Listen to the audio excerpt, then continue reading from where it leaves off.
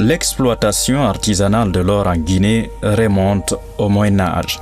Cette activité traditionnelle est pratiquée par la plupart des populations de la Haute-Guinée, région frontalière du Mali.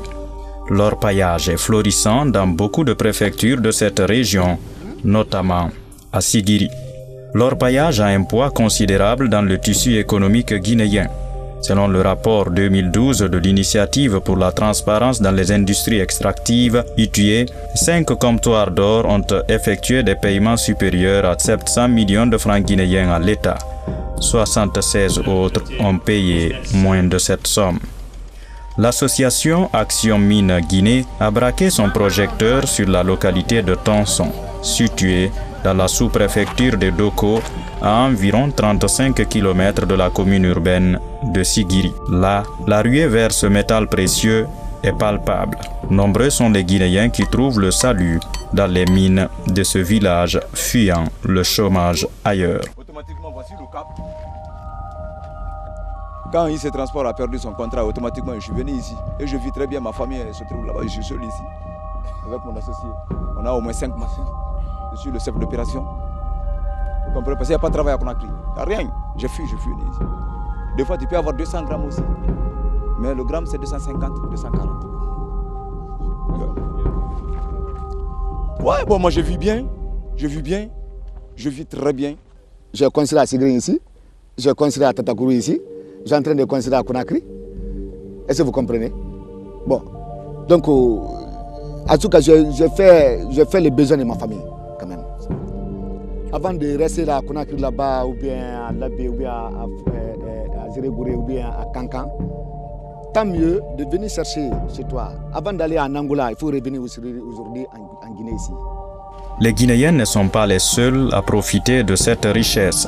Des milliers d'étrangers aussi gagnent leur vie dans les mines de Tonson. On vient de Burkina. Bon, à Ouagadougou. Bon, je peux gagner 2 kilos comme ça, soit 1 kilo, 500 grammes. Ça, c'est combien de Hein? combien de francs? Bon, ça fait 42 millions. 42 millions. Bon, 560 000.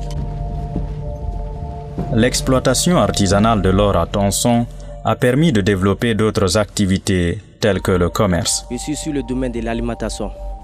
L'eau, glace, les gâteaux qui sont sur la capitale Bamako. Parce que le côté minière de la Guinée qui est proche de Bamako. Si vous voyez, donc mon activité même ici, c'est sur l'eau principalement. Je rends l'eau fraîche puis je vends ça aux mineurs. La présence massive des étrangers attire toutes les attentions dans cette localité. Au départ, on était en difficulté parce qu'on fait avec beaucoup d'étrangers. Il y a des Maliens, il y a même des Léonins, des Libériens. Tout le monde est là. Il y a nos frères Moussi, il y a des Ghanéens.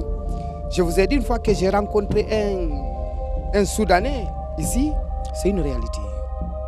Donc la cohabitation, grâce à la coordination des natifs de Tonson, tout se passe bien pour l'instant. Cependant, cette affluence des étrangers n'est pas sans conséquences. Bon, les grands problèmes qui nous rend un peu difficile ici, c'est le cas de vol et des coups et blessures des étrangers. Surtout des coups et blessures et les cas de vol. Ça, c'est ça que joue. Ça, c'est ça que joue. On ne dort pas pour ça. Pour assurer la sécurité dans la localité et sur le site, les forces de l'ordre se font épauler par les services de sécurité traditionnels, à savoir la corporation des chasseurs traditionnels, communément appelée Donzo, et celle des gardiens de la mine, appelée Tomboloma. Pour garder la mine, pour que les banditus et les voleurs, les criminels aussi, bon, on est là pour ça. Dans les zones d'exploitation, les éboulements sont fréquents. Des dizaines de mineurs y perdent leur vie. Là où on exploite artisanalement l'or, chaque fois il y a l'effondrement. Vous voyez des jeunes de 20, 25 ans à la fleur de l'âge qui meurent, qu'on fait sortir dans les trous. La dépravation des mœurs fleurit au rythme de l'exploitation. Les jeunes filles et femmes venues de différentes régions du pays s'y donnent rendez-vous pour le commerce du sexe. La drogue et l'alcool ne sont pas en reste.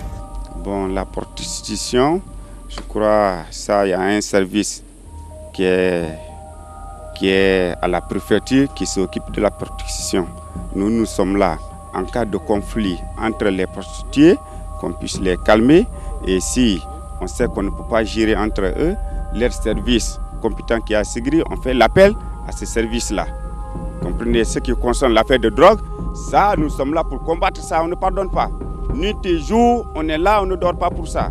Malgré le fait que des kilogrammes d'or sortent des mines de tungstène par semaine, les populations sont en manque d'infrastructures de base. Dans le domaine de l'éducation, de nombreux enfants en âge d'aller à l'école sont privés de ce droit, car la localité n'a qu'un seul enseignant qu'on a trouvé malade au cours de notre passage. Nous venons d'être dans l'éducation, ça fait même pas 3 ans, mais quand même les gens sont actifs pour l'éducation, quoi. Les enfants aussi sont là, mais c'est le manque d'enseignants.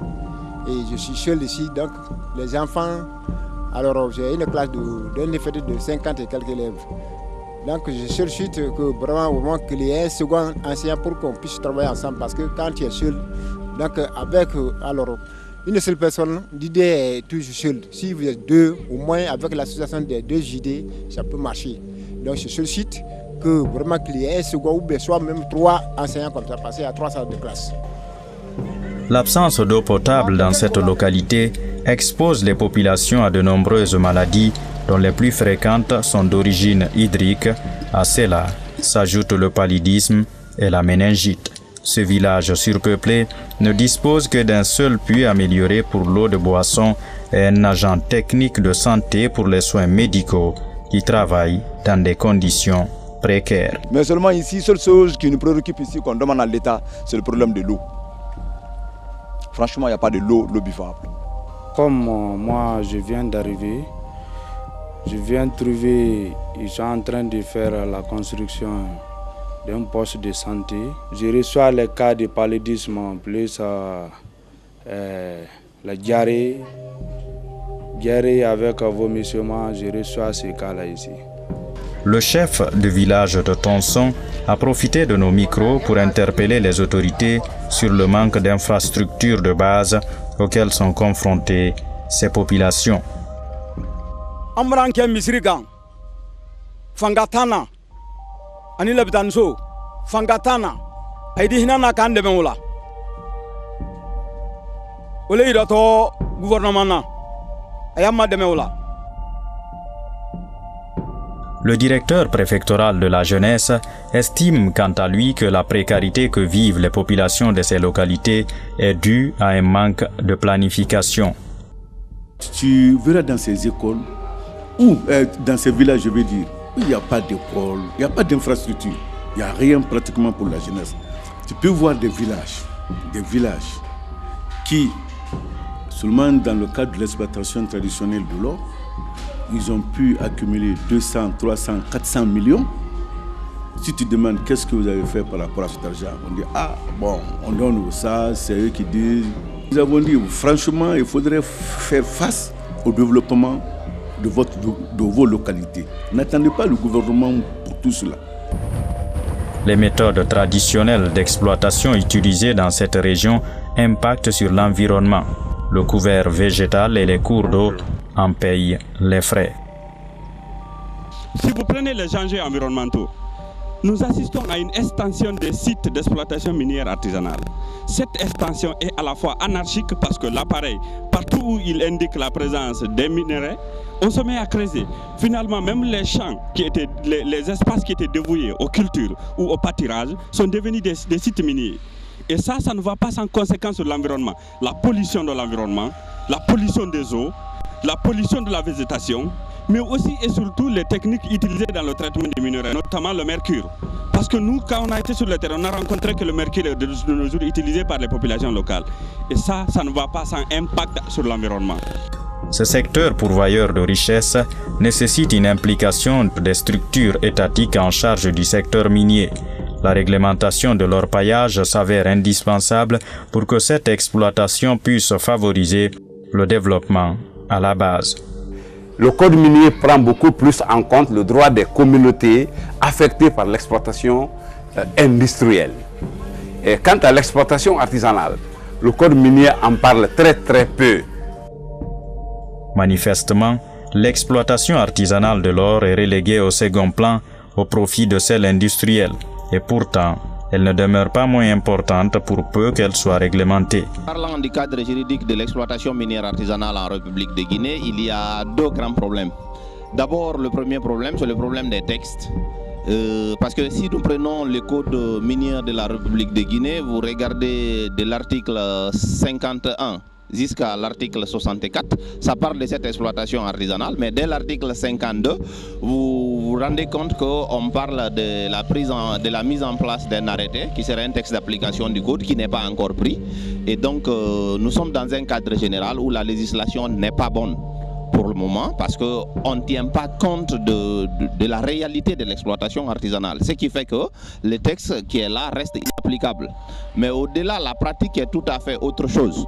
Si nous partons dans la pratique de l'exploitation minière artisanale, il n'y a aucune norme environnementale, il n'y a aucun texte juridique respecté. Mais je vous dis, les acteurs ont changé, les enjeux ont changé. Par conséquent, ça devient une obligation pour les structures étatiques, notamment l'État, mais aussi l'Assemblée nationale, de légiférer là-dessus.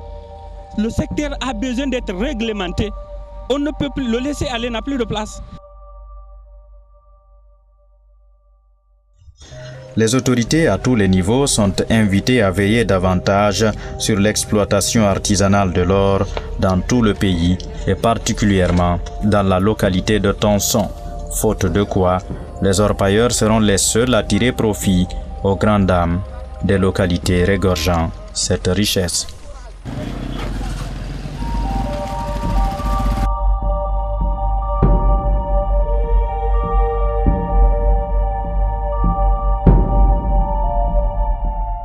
Sincèrement, je vous félicite parce qu'il y a un écrivain français qui a dit que le silence est coupable.